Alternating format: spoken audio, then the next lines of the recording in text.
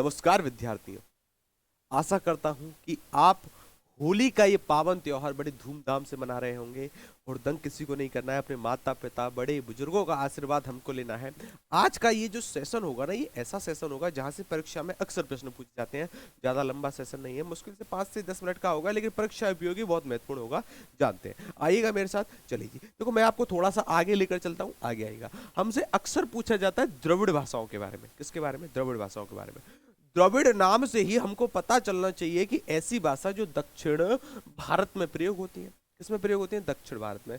कई बार ऐसे भी प्रश्न बना है कि दक्षिण भारत की इतनी ऐसी कितनी द्रविड़ भाषाएं हैं जिनका उल्लेख भारतीय संविधान में मिलता है? कितनी भाषाएं हैं?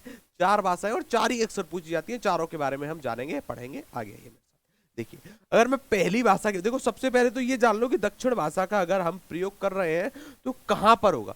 दक्षिण भाषा का जो प्रयोग है ना, आपके दक्षिण भारत में होता है। कहां पर होता है? दक्षिण भारत में इनका प्रयोग होता है। मुख्यतः 4 ही हमको पढ़नी है। पहली का नाम है तमिल। क्या है? तमिल। तमिल एक हमको पढ़नी है। दूसरी है तेलुगु। कौन सी है? तेलुगु हमको पढ़नी है। एक है मलयालम। मलयालम हमको पढ़नी है। और एक है कन्नड़।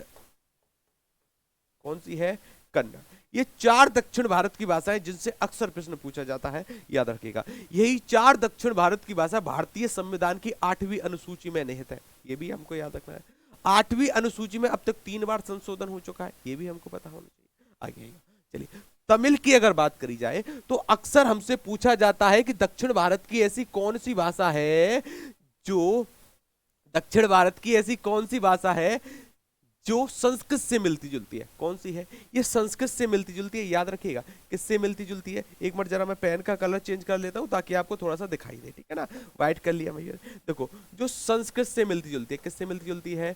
जो संस्कृत से लगभग मिलती जुलती है, ठीक है ना। अच्छा, दक्षिण भारत की सबसे पुरानी द्रविड़ भाषा कौन सी है? सबसे पुरानी, याद रखिएगा, सबसे पुरानी या फिर प्राचीन इसको हम कह सकते हैं, सबसे पुरानी है। लेकिन अगर प्रश्न ऐसे भी बन सकता है कि दक्षिण भारत की सबसे ज्यादा बोले जाने वाली भाषा कौन सी है? सर्वाधिक बोले जाने वाली तेलुगु होती है। कौन सी होती है? सर्वाधिक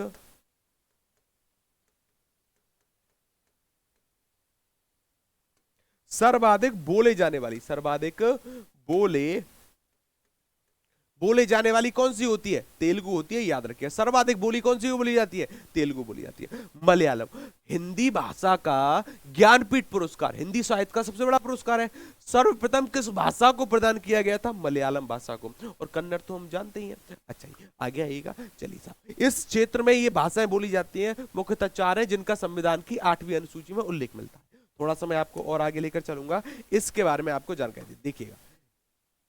अब जानते हैं शास्त्रीय भाषा के बारे में। किसके बारे में? शास्त्रीय भाषा से किसी ना किसी शिफ्ट में आपको एक ना एक प्रश्न देखने को मिलेगा। शास्त्रीय भाषा की संख्या कितनी है? याद रखिए, 6 है शास्त्रीय भाषा। कितनी है? 6 शास्त्रीय भाषाएं। कितनी है?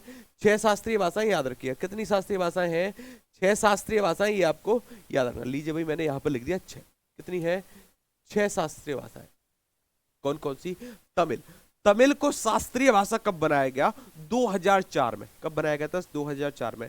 अब कई सारे बच्चे, देखो एग्जामिनर जानता है कि बच्चे गलती कहां करेंगे, वो अक्सर पूछता है कि सबसे पहली शास्त्रीय भाषा कौन सी है, और बच्चे जैसे ही संस्कृत देखते हैं तो वह उत्तर करते हैं कि सबसे पहली शास्त्रीय भाषा संस्कृत है। गलती हो जाएगी। भारत सरकार ने सबसे पहले शास्त्रीय भाषा का दर्जा किसको दिया? तमिल को दिया था 2004 में। तमिल के बाद जो शास्त्रीय भाषा बनी वो बनी थी संस्कृत। संस्कृत दूसरे नंबर की है, याद रखिएगा। अच्छा देखो, यहां से सबसे पहली पूछी जाती है संस्कृत पूछी जाती है, और सबसे नवीनतम पूछी जाती है। सबसे नवीनतम शास्त्रीय भाषा कौन सी है?